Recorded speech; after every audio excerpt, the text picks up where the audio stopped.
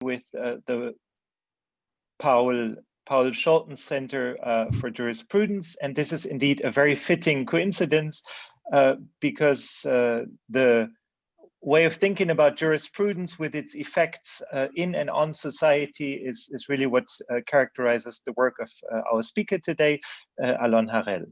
Alon Harel holds a chair in administrative and criminal law at the Hebrew University in Jerusalem. He was trained in both law and philosophy in Jerusalem, Yale, and then Oxford, where he completed his PhD under the supervision of Joseph Raz. His very rich work cuts through numerous fields, which include political philosophy, jurisprudence, criminal law, constitutional law, and law and economics. And Alon is not only a scholar, but also active beyond academia, namely as a really prominent figure for human rights and democracy in Israel. And we had initially planned this lecture to make use of Alon's presence in Europe at Berlin's Wissenschaftskolleg, the Institute of Advanced Studies last year. And well, under the current circumstances, we can and in a way have to reduce the carbon footprint of the event even more to the extent that we will have to move it online. And all the more we're really thrilled and tremendously happy that he accepted our invitation. Alon, welcome. The floor is yours with a paper, A Standing Conception of Law, together with a co-author, Avichai Dorfman from Tel Aviv University, who cannot be here. So Alon will speak for a good 30 minutes, and then we'll have ample time for discussion. Alon, welcome to, well, the digital Amsterdam. The floor is yours. Thank you very much. I would have preferred to be there now in person. I appreciate the invitation, and this is a paper that is more in actually in public law theory to the extent that it's in law, but I'm very happy to present it in this forum. This is I've been working with Avichai Dorfman for a long time. We've co-authoring several papers on privatization, on issues that having to do with public officials and so on and so on. And our approach is quite, I would say, anti-consequentialist, not result-oriented, and this will characterize also this lecture. I'm going to start with the idea of what large parts of jurisprudence, the old jurisprudence from the 1980s has been doing. The philosophical studies of law, usually, one of the major questions is the connection between law and morality. What does law do in the moral space? And our argument is that we defend what we call the standing conception of law. Under the standing conception of law, distinctive moral contribution is that of establishing a public entity, by which we mean an entity whose normative pronouncement can count as being made in the name of all of us, in the name of the polity. By doing so, the law aims to gain legitimacy, and the law solves the primary problem which you can also find in the Bible. How can thou, lawmaker, tell me what to do? What we maintain is that part of the thou, or part of the answer is that the thou is in fact I, not thou. In other words, that the representative who make laws are making the law in our name, and in effect are voicing our voices. So in order to do this, what I'm going to do is to examine two influential approaches or two influential traditions of jurisprudence. And then I'm going, of course, naturally, to show why they fail.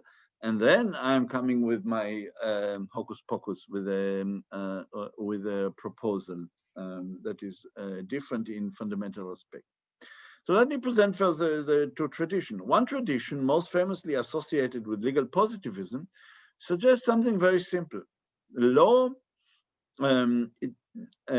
makes demand of morality more determinate and salient, and thereby it helps us to follow it, to act in accordance with it. Law identifies for us what we should do independently of law. The other tradition is a natural right theory. They suggest that law not merely renders the demands of morality more salient, but rather determines these results in the first place. In other words, part of what morality requires conceptually can come only as law. I will elaborate it. It's a bit abstract now, but I'll try to elaborate on it more later. In spite of these competing views about the nature of the connection between law and morality, there is something that is shared by these two traditions. Namely, these two traditions, as I will show, are content-based or not content neutral. They depend on the content of the law. By contrast, what we argue is that the difference that the law makes in the moral space is not one of content. It is essentially a matter of standing or status. And the primary questions that should be addressed is, or that is our assumption, is that free and equal persons may not create binding directives for one another. I cannot tell class what to do. I can ask him, I can request him, I can convince him, but I cannot tell him what to do. And the mystery is, how can lawmakers tell us what to do? Standing, as I understand it, requires a certain relation between lawmakers on the one hand and law subjects, such that the former, the lawmakers, they represent us. Understanding the nature of the connection between law and morality depends on understanding what counts as a public institution whose basic moral aim is to solve the problem of legitimacy. Under the proposed account, legal directives must be enacted by public officials, not because public officials are smarter, not because they make a better job, but rather for the sake of making these demands public, properly conceived. Public officials, in other words, ideally, do not decide what the law is. They assume the different role of voicing decisions made by the polity. Accordingly, what is characterized, or what is characteristic of them, is the value of legitimacy rather than justice or desirability. In order to understand what law is, what law requires, we have to understand which pronouncement counts as one that are being made by the polity as a whole. So the argument is that the value of having public officials lie in having public officials. I emphasize the word public, by creating a persona that is us rather than somebody else. The way I'll work is, first I'll present the two reductionist approaches to the question of law connection with morality, which rest on the convictions that they should rest on the conviction the morality of law should be explicated in terms of content. Then identify the moral difficulty for which the law is solution, namely the issue of freedom and equality. And then I develop the solution that says basically the public officials that occupy the position of legislature, they have a special kind of status or standing. And this standing we identify as or equate with the concept of representation, where representation is conceptualized here as a mechanism designed to guarantee that the decision made by public officials are only nominally being made by public officials. In reality, they are decisions that are made by us. Okay, let me start with the first, what we call reductionist or content-based theories. The first content-based theories, we call it the add-on conception. It doesn't matter why, but it's explained in the paper. And on this conception, law can be instrumentally valuable in setting out rules and institutions that help people comply with the demand of morality and right reasons. As John Gardner, who, as probably most of you know, just passed away a few months ago, has put it, the main point of all law is to help people to do what they ought to be doing anyway, quite apart from the law. It doesn't mean that the law succeeds in doing it. Yeah? The law can fail in doing it. but it's the aim of law. It has to guide individuals to act in accordance with morality, where morality is understood to exist independently or outside of it. The constitutive conception, the competing conception in the tradition of jurisprudence, characterize many, not all, the natural law theories. It doesn't characterize, for instance, Thomas Aquinas, but it characterized many others, including Immanuel Kant, most I think most eminent. The competing reductionist approach collapses law into morality in the opposite direction. Law is not designed to track what morality commands. Instead, law is subpart of morality. Ronald Dworkin is perhaps the primary advocate of this view when he identifies law with political morality. So political morality is embodied in the legal system. On the constitutive conception, morality cannot be specified apart from law. It is the law that provides the answer to the question of what certain parts of morality require. Ripstein's, who is, if you want, the representative of Kant in our days, maintains the consistent exercise of the right to freedom by a plurality of persons cannot be conceived apart from public legal order. So it's not as if we have morality and law should track law should track what morality states independently of the law. It's that only within a legal system there is a place for certain moral acts or moral behavior or rules, certain moral rules. With Kant, it's a lot. He speaks a lot about ownership that is created. The concept of ownership or the requirement of moral or the norms governing are created by law. They do not exist independently of it. The basic difficulties of both conceptions under considerations is that both fail to establish a robust connection between law and morality. The source of this failure lies in viewing law-moral difference as a question concerning legal content. In particular, the ability to bring about convergence of legal provisions with the demands of morality. We challenge this view. We defend the view that the moral difference law makes is essentially that of standing, agency, identity, status, or some such. Standing is not a matter of what the law is, but of whose pronouncement could count as law. The difficulty that standing is designed to address is that private persons are free and equal, and therefore they lack such standing. They cannot tell other people what to do.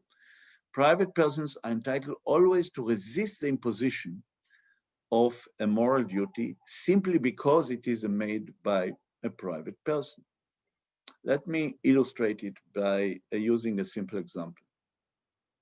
Suppose that a private person, pursuant to a legislative power delegated to her, is now deciding that there should be a legal ban on smoking at indoor public spaces. And she determines a sanction for violating this rule. Kendra is a non-smoker, social activist for a smoke-free world. In principle, she would have welcomed, even praised the legal ban, and also approves of the means taken by the private legislator to enforce it. Nevertheless, we argue, there is a compelling reason to resist what the legislator said. Her complaint cannot be grounded in the quality of the law because she agrees with the law. It cannot be grounded also in the cognitive abilities of the legislator. Perhaps she believes that the legislator is very smart. She voted for it. Her complaint is that private person lacks the standing to call a moral duty into law. Colloquially speaking, her complaint would go along the lines of, who made thee a prince and a judge over us? Who are you to tell me? And rather than why this law, why this particular law? More generally, it's equality and freedom among people that is the basic independence of each person that rules out private person's power to legislate, irrespective of how this power is being employed. Both the freedom and equality preclude the possibility that a private person could call the demands of reason into law. Basic equality among people is inimical to the idea that any private individual can determine for all of us what legal rights and obligations we have. Further, legal order directed at us by a private person also violate our independence by turning us into this person's subjects. Private person may truly be acting in our best interest. They may be ordering us to do the best thing, but what is missing is they don't act in our name. They are not us. Okay, this all is very nice. And now I guess that you ask, but how can they be us? What makes them us? And I'm going to disappoint you. I'm not going to give one answer. I'm going to give two answers to this. And I'm going to say that perhaps there are other answers that I haven't given. But I think that the legitimacy of legislation or the legal system hinges upon, using one of these answers. What I want to do is to explain what standing requires. What makes it possible for a person or an entity to speak in the name of all?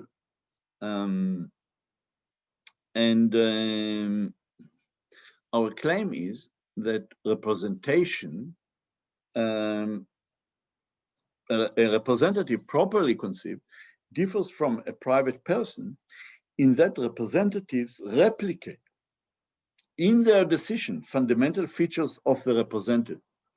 Her decisions are in some respect, to be explained below, are not hers, but rather that of the represented. Unlike a private person, the decision made by the representative is in reality a decision of the represented. Let me now point out two features of representation. Representation consists of two components. One is detachment, and the other is to act in one's name. By detachment, we simply refer to decisions that are not the decision of any person in particular, not even the decision of the person that makes them. Detachment is typically manifested through ceremonial practices, symbols, ritual, traditionally entrenched procedures. Our legislators, they come together in a room, they do certain things, blah, blah, blah, and thereby they shed off their private existence. It may be the wearing of special costumes, reciting quasi-sacred language, using ridiculously fancy venues, and resorting to other ceremonial features. Of course, this is not enough. I mean, these are only the, if you want, the external manifestation of it. There ought to be an internal manifestation of it. I am not deciding, you are deciding. There ought to be something else going on. Detachment, however, is necessary but not sufficient in order for one to have the standing to call something into law. Detachment guarantees that the relevant decision is not attributable to the person who made the decision, but it doesn't imply that it was made by us. So there is another element, and this is on acting in our name. It must be true that the decision is made in our names as members of the relevant polity. Deciding in our names depends on establishing a sufficiently tight differential relation between the nominal, because it's not the real, nominal decision maker, an official, and the people upon whom the decision purports to be binding. And this is a relation of representation. And we distinguish in the paper between two conceptions of representation. One conception is the agency, and the other is the essentialist one. We do not say that one of them is the only one. Perhaps there is a combination of the two. We do not decide between the two, but we show how they operate within legal system and within our political discourse. They constantly operate. The former, the agency, rests on the deference of decision-making simply to the preference or judgment of the public. I mean, colloquially, I can call it some kind of democracy or majoritarianism. Yeah? We ask the people what they want, and then we do it. Yeah? By contrast, essentialist conception rests on the deference of the decision-making to some supposedly natural or essential features of the represented. For instance, I mean, this is a bad manifestation, but in some nationalist system like Hungary, the constitution says that we are Hungarian, the constitution comes from us. But there could be good manifestation of the essentialist, as I will show later.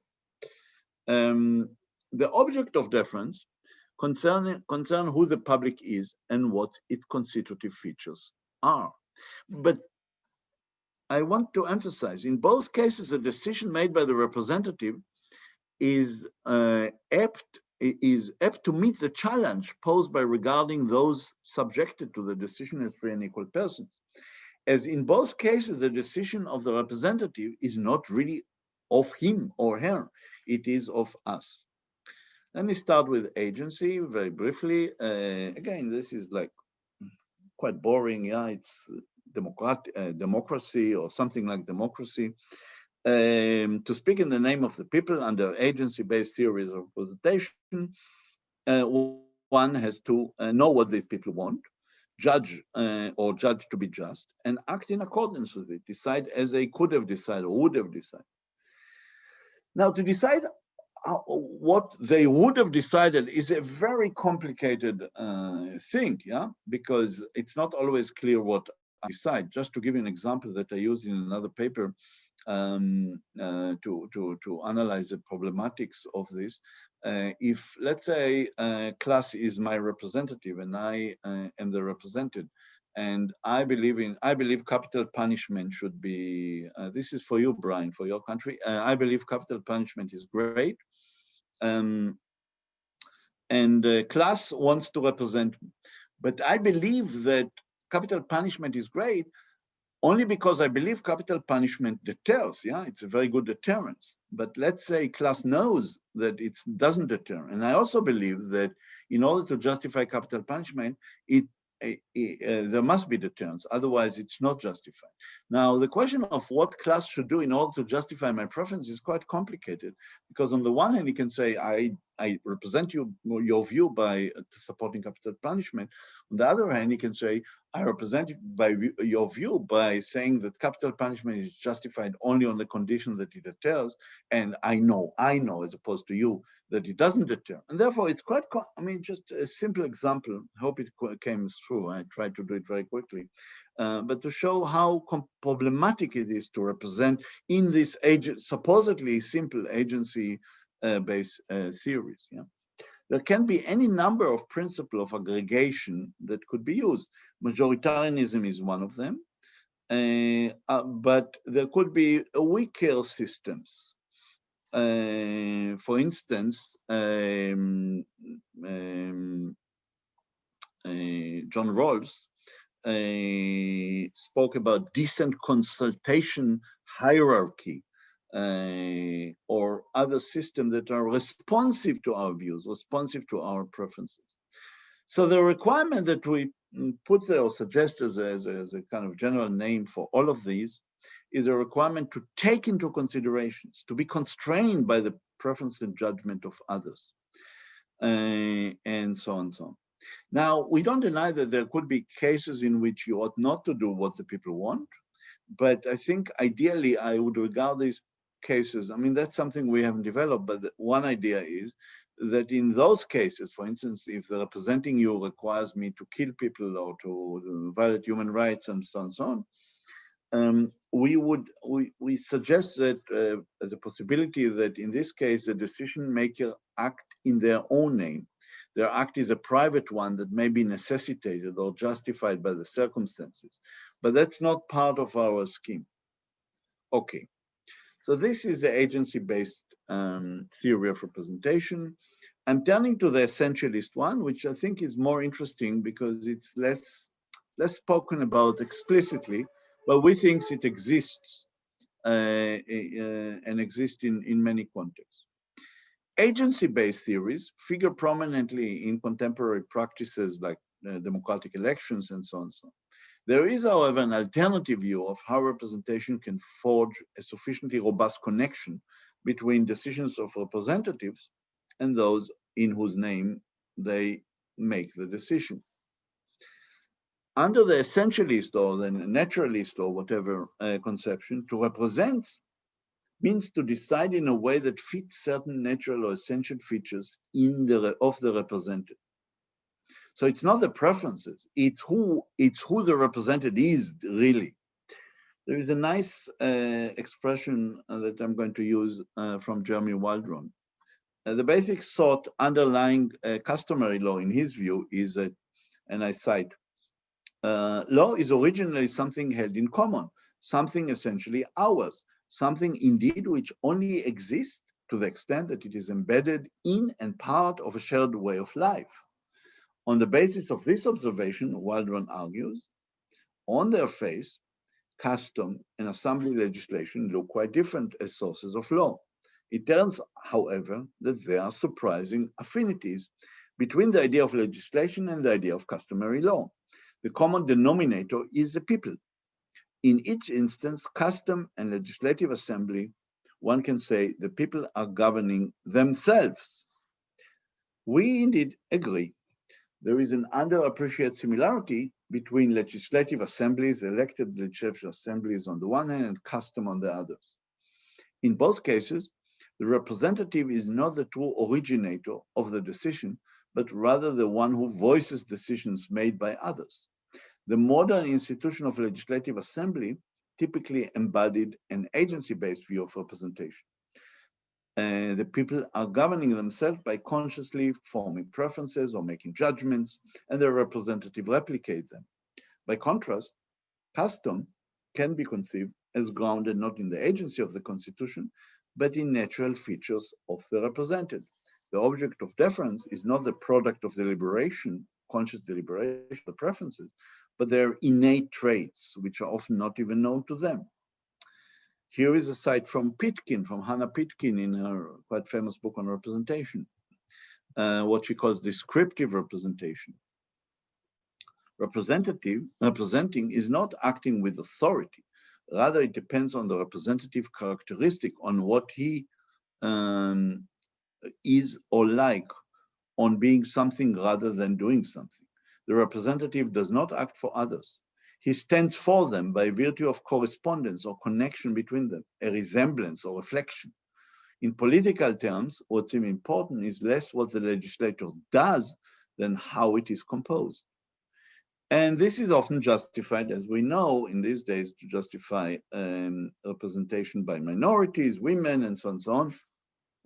And the idea could be that women have certain preferences or certain judgment, but it could be that they have certain innate nature that that comes across in the legislative assembly, and therefore women ought, or other minorities ought to be there. The standing to make laws in our name depends on a sufficiently tight connection between the decision maker and those to whom the decision is addressed. The connection takes the form of deference. The agency conception reflects contemporary democratic sentiments. The essentialist one represents some other ways of doing it. These conceptions need not exclude one another. They may work in tandem. And sometimes the justification could rest on both. Let's say, very unlikely, but let's say you are totally convinced. What does this have to do with law? This is all political theory. I mean, I mention law from time to time, but the argument is political theory. What does it have to do with the essence of law? Let me defend the view that the issue of standing could be regarded as a criteria for what a legal system is. In all legal systems, we find the concept of a public official.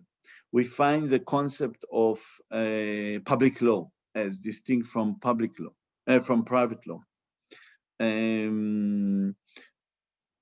Now, I want to mention something. I don't want to quarrel here about labels. There is no conceptual necessity in saying that representation is among the existence conditions of law as such. Yet it seems that representation is perceived in the way we think about legal systems. Its most familiar and traditional manifestations arise in connection with the concept of publicness and public officials. These concepts are not mere, I think, could be regarded not mere as contingent addition made selectively by some legal system. It is how to come with a counterexample consisting of legal systems that are devoid of the concept of public officials. So we suggest that perhaps representation is not only a requirement of political theory for a legal system to be legitimate, but also could be serve as a requirement for the existence of a legal system. What makes a legal system is the existence of public officials that represent the people and constantly grant legitimacy to the system. Let me summarize. The proposed account of the connection between law and morality deviates radically from previous views, many of which characterize a basic problem out of which law arises in terms of shortcomings in the demands of morality. On these views, the difference law makes in the moral space is content-based. For some, law renders morality more determinate, for the positivist. For other, law constitutes a certain dimension of the moral universe, constitutive view of law. We find that both views are problematic or to put it strongly, wrong. Our argument rests ultimately on commitment to basic equality and freedom. With respect to the former, the equal status of all precludes the possibility of private lawmaking, regardless of whether the lawmaker is a good one, and know our interests and act in accordance with them, and so on and so on. It also rests on freedom, in the sense that being free hinges not only on whether we are constrained in certain ways, but also on who can constrain us. It is us that can constrain us. If the entity does a constraining act in our name, the constraint does not infringe on our freedom. On our approach, law-moral difference does not come to telling us what morality might dictate, but rather to establish a way of attributing decision to all of us and not to any of us in particular. What renders this possible is the emergence of public officials whose value lies in being public officials. That is, in creating a persona different from their private one, and so making decisions that count as being made in our name. It is therefore legitimacy, understood in terms of the ability to speak in the name of all, that is a foundational moral contribution of law. In that we find an answer to a fundamental challenge to the idea of governance by law, coming from the Bible, who made the prince over us. Thank you very much. I appreciate your attention. Thank you so much, Alon, for a very inspiring presentation, for a very inspiring paper that stands behind it. And I think it's a paper that is really excellent for a group as diverse as today, because I assume it will click in many different ways to your own fields or interests. So I look forward to hopefully a discussion that can be just as broad as the paper and the presentation have been. As a point of